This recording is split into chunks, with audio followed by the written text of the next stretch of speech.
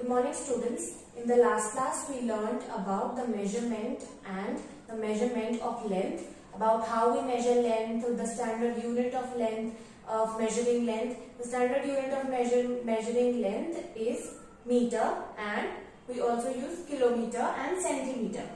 So now we are going to learn about measurement of mass. So you should open your books on page number 128, and today we will learn about measurement of mass. Now what is mass? Mass tells us about how heavy an object is.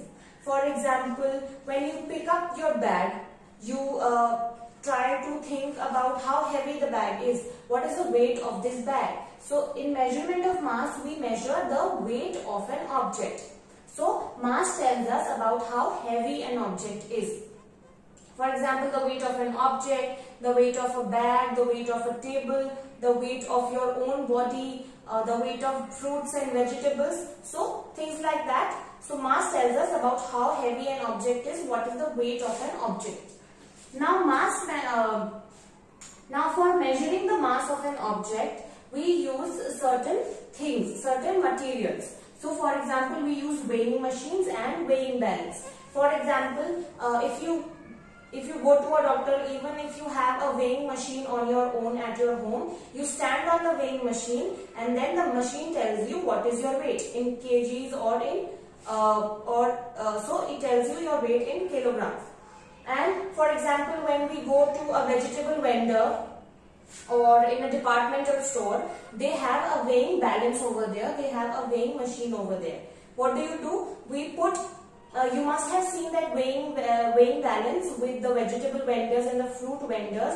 They put our vegetables in it and they tell us the weight, and then we buy that weight. So for example, 1 kg, it is of 2 kg, it is of 1.5 kgs, like that. So these are the two main things that we use to measure the mass or the weight of a certain object. So they are weighing machine and weighing balance. Now the standard units of measuring mass are grams. Grams are usually gram, and it is also written as a small g. So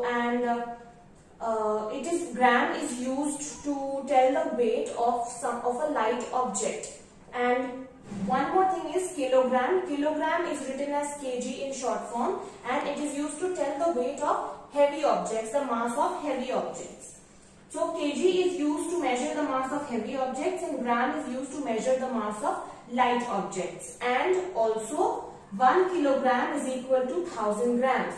So 1 kg is equal to 1000 g. 1 kilogram is equal to 1000 grams. This is very, very important. Please underline it in your book.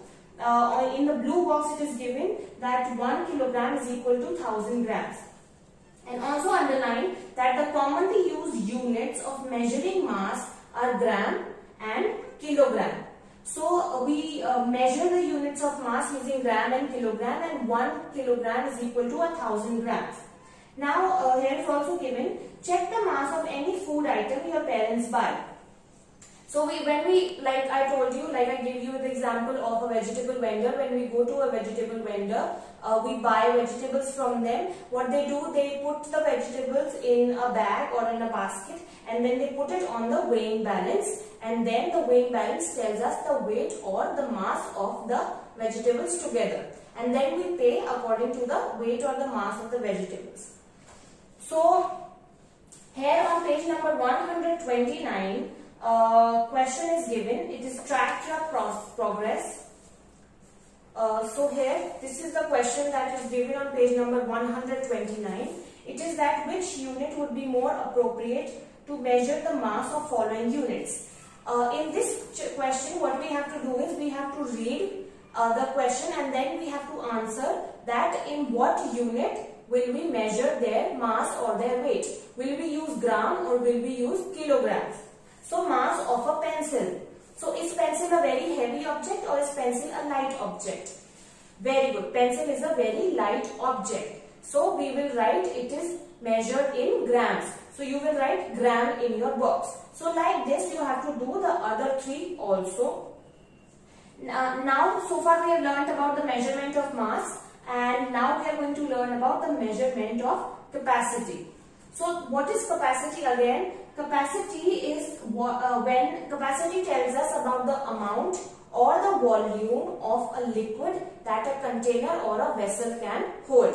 For example, when we take water in a glass or when we take any kind of liquid in a glass, the capacity helps us in telling that how much water a glass can hold, how much amount of water, how much volumes of water a glass can hold. So like that, so capacity tells us the amount or the volume of liquid that a vessel or a container can hold.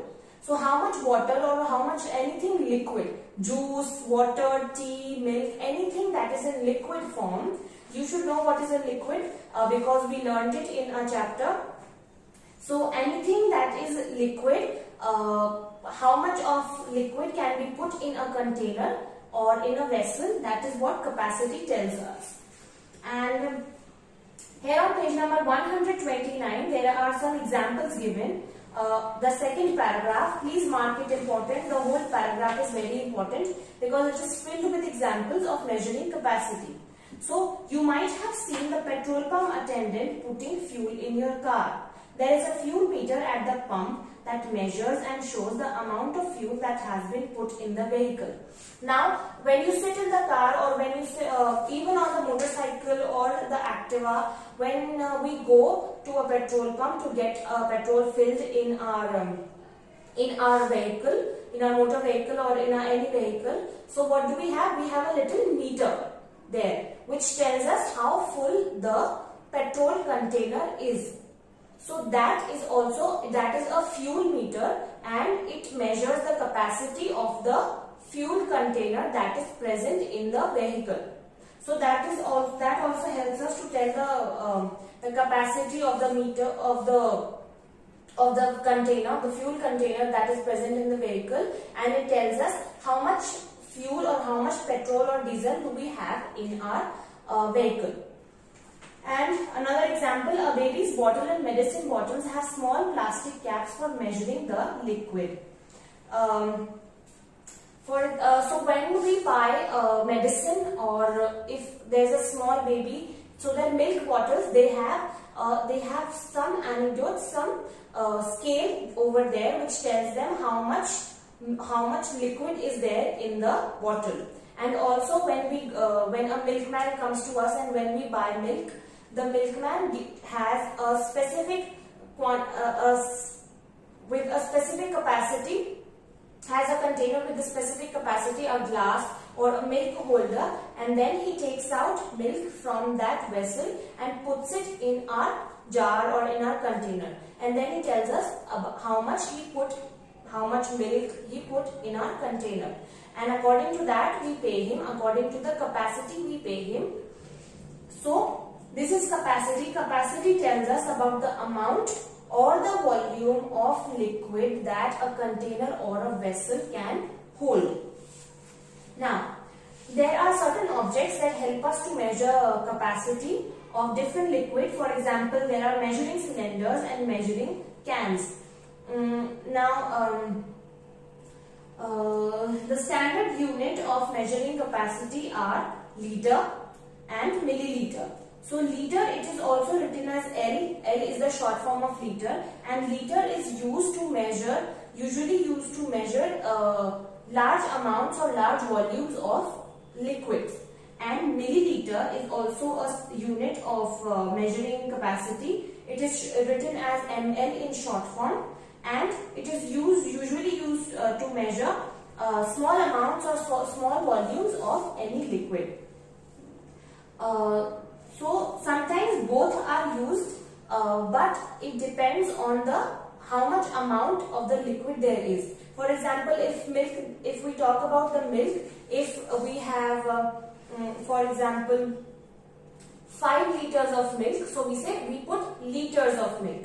But if there is very little amount of milk, for example 250 ml, so that's when we write 250 milliliters. So it depends on how little or how large the amount or the volume of the liquid is. So these are the two topics for today, that is measurement of mass and measurement of capacity. now you have to revise both of these topics and you have to read both of these topics that are given on page number 128 and 129, and especially learn those things that I have made you mark important and underline. So that is all for today. Thank you and have a nice day.